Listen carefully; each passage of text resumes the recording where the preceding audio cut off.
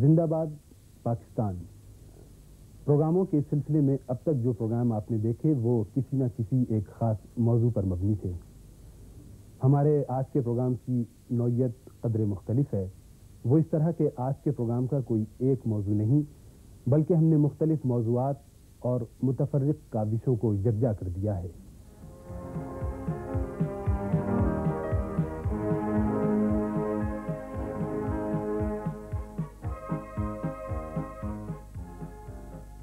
سیرت رسول پاک صلی اللہ علیہ وسلم پر دنیا کی مختلف زبانوں میں انگنت کتابیں تحریر کی جا چکی ہیں.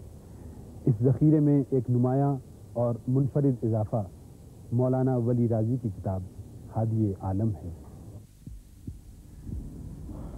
اصل میں سیرت کی یہ کتاب ہادی عالم، یہ تو شاید آپ کے علم میں ہوگا کہ اس کی خصوصیت یہی ہے کہ اس میں کوئی نقطہ استعمال نہیں ہوا. یوں تو سیرت پر بے شمار ذخیرہ ہے کتابوں کا.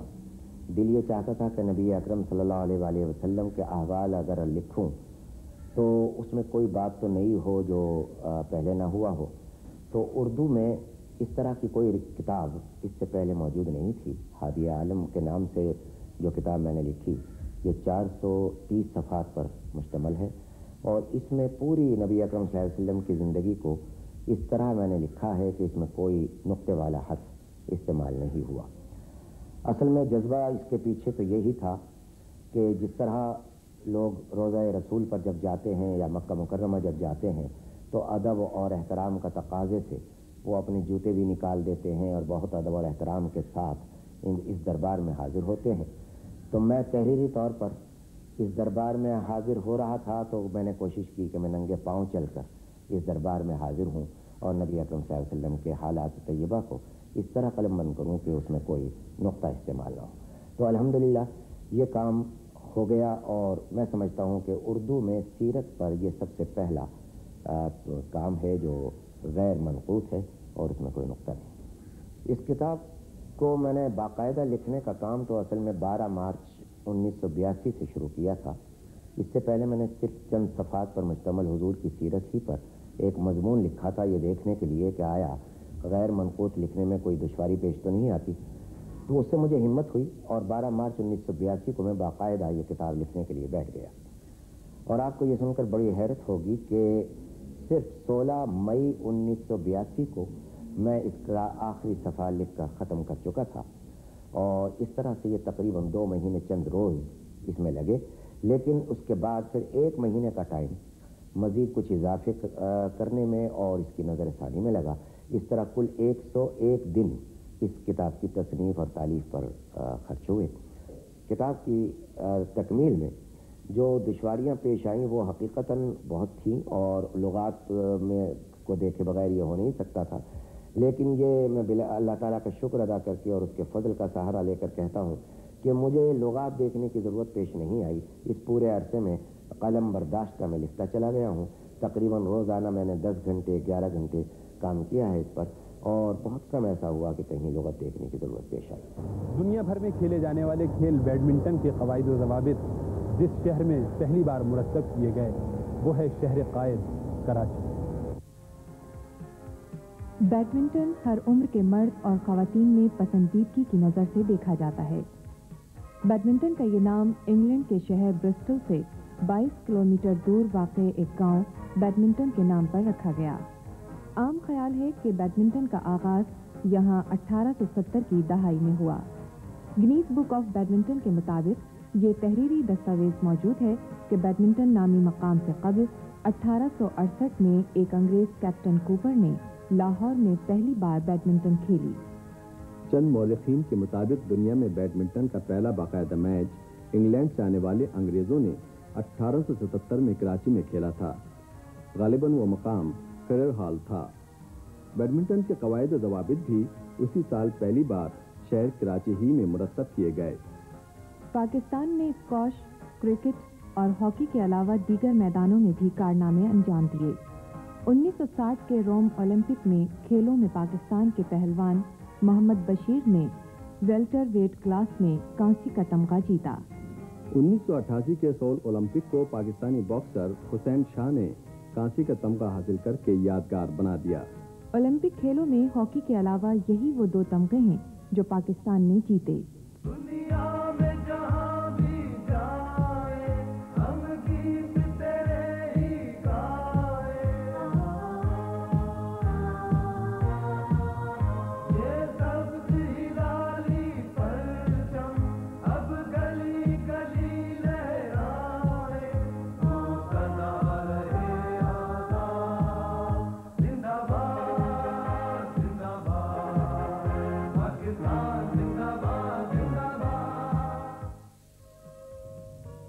شطرنج کو ذہین افراد کا کھیل کہا جاتا ہے۔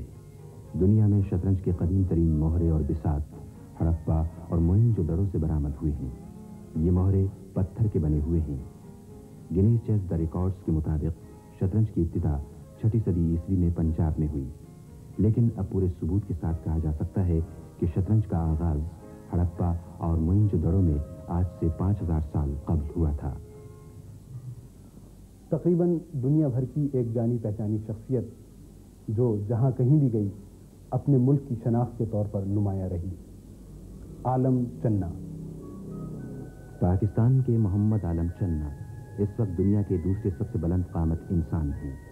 1990 کی گینیز بک نے دنیا کے طویل ترین انسانوں کی فہرست میں موزمبیق کے گبرائل ایستیواؤ مونجے اور لیبیا کے سلیمان علی ناشنوش کے بعد تیسرا نمبر عالم چنا کو دیا۔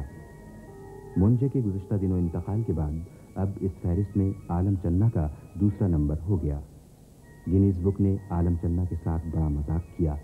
1984 میں انہیں 8 فٹ 2.75 انچ قد کے ساتھ دنیا کا سب سے طویل انسان قرار دیا۔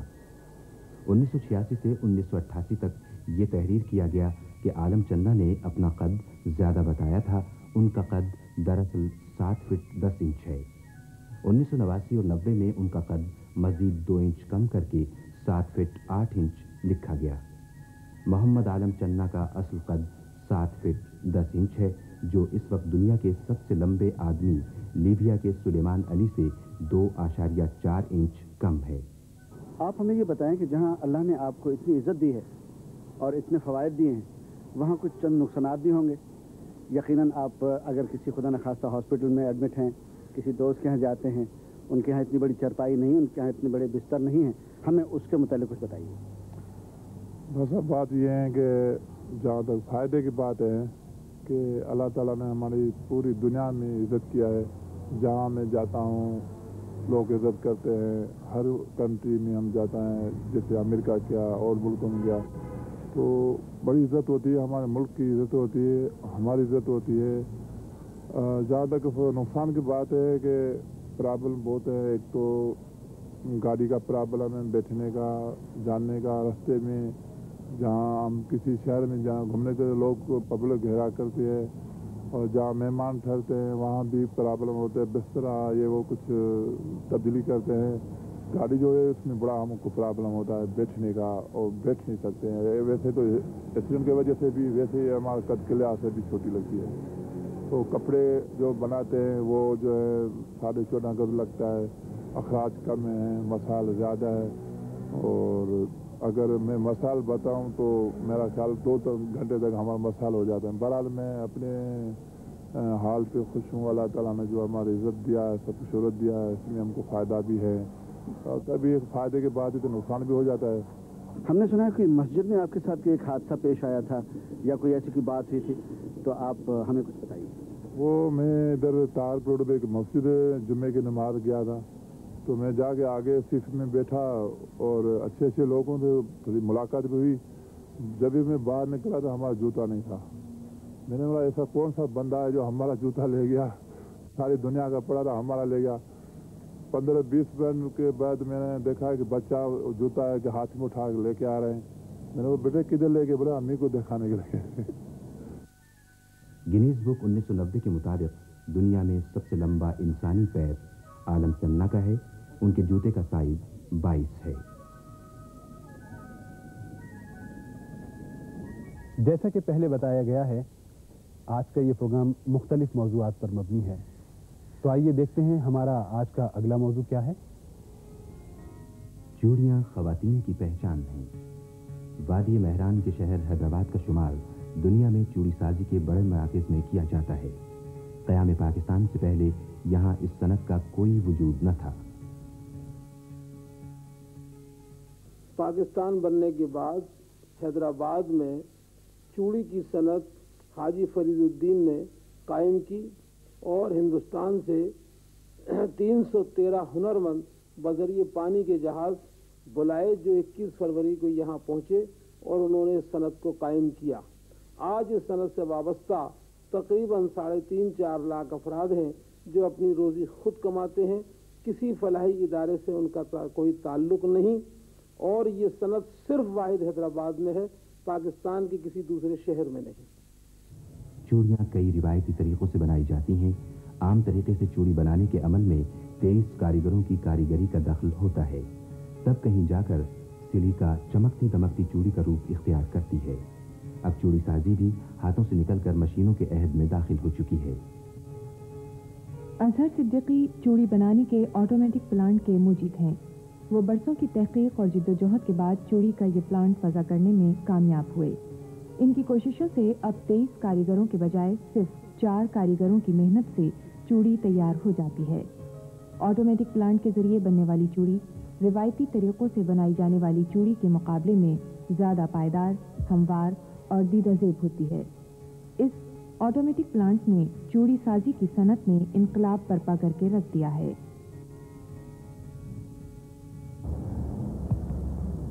साइकिल चलाना कुछ कमाल का काम नहीं।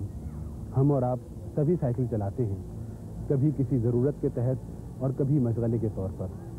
लेकिन दाऊद जान के साइकिल चलाने का अंदाज़ क़तई मुख्तलिफ और मुनफरिद है। जिंदा दिल इंसानों के अजब अजब मशगले होते हैं। कराची के दाऊद जान उल्टी यानी रिवर्स साइकिलिंग में कमाल हासिल कर चुके हैं। मुसलसल रिवर्स साइकिलिंग चलाने का आलमी रिकॉर्ड 18 किलोमीटर था, जो ये नौजवान तोड़ चुका है।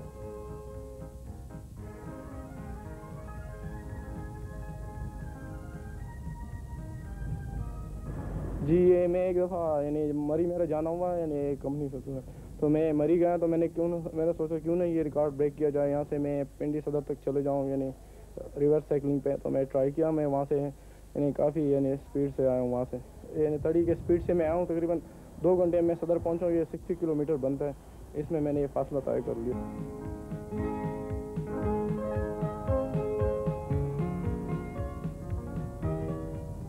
और आइए अब एक और मौजू। इंसानी खिदमत इबादत है। हमारे मुल्क में बहुत से लोग बड़ी खामोशी से किसी सताइश और सिले की तमन्ना किए बगैर इस इबादत में मसरूफ़ हैं। अब्दुल सत्तार ईदी पाकिस्तान का इफ्तिखार हैं। ये पूरे पाकिस्तान को अपना घर समझकर काम कर रहे हैं। इंसानी खिदमत के सिलसिले में अब इनका नाम सिर्फ पाकिस्तान तक महदूद नहीं, बैनुल अक़वामी शोहरत का हामिल है। मुल्क में जहाँ कहीं कोई हादसा पेश आता है, अब्दुल सत्तार ईदी और उनका अमला दुखी इंसानियत की खिदमत के लिए सबसे पहले वहाँ पहुँचने की कोशिश करते हैं। अब्दुल सत्तार ईदी इंसानी खिदमत की अजीम मिसाल बने हुए हैं।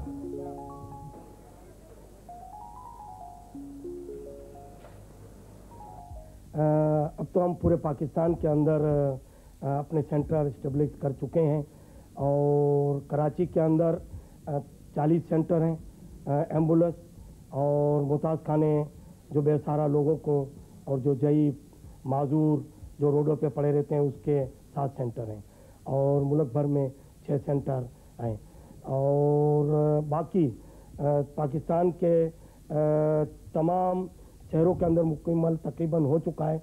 लेकिन अभी हमारा नेक्स्ट प्रोग्राम, क्योंकि हम पहले फेज में तो हम निकल चुके हैं, अब सेकंड फेज हमारा इस पे जा रहा है कि पाकिस्तान के तमाम ज़िलों के अंदर एम्बुलेंस सेंटर, मोबाइल डिस्पेंसरी हैं और गुमशुदा बच्चों को हासिल करना और उनके वारसों तक पहुंचाना। इसके अलावा बेसहारा लोगों को दाखिल करके अपने जो होम बनाए हैं उसमें पहुंचाना और रखना। और इसके बाद पूरे पाकिस्तान के अंदर ये मोटिवेट करना कि आप